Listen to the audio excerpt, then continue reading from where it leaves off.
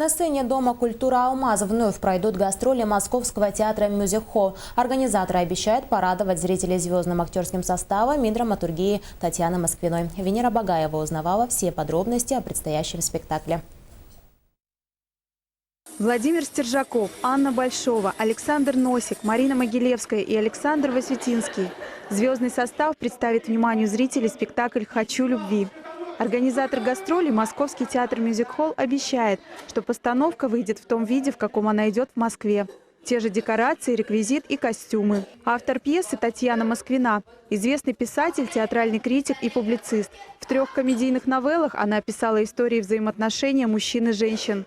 Эти истории объединяет одно – он и она слишком разные. Но именно это по-настоящему притягивает их друг к другу. Надо сказать, что эта пьеса в 2004 году получила на международном конкурсе «Действующие лица», конкурс драматургов, получила премию, отдельную премию.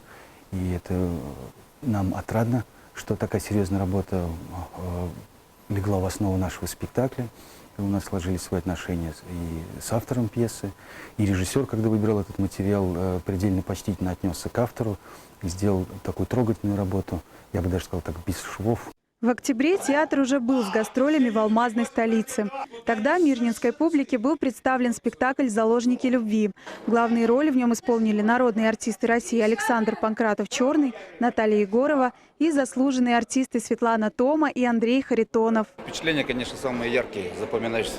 Тем более такие звезды приехали в наш город. У нас давно никто не приезжал из таких столичных актеров, и игра очень приятная и захватывающая, и сюжет такой, как бы, в меру веселый.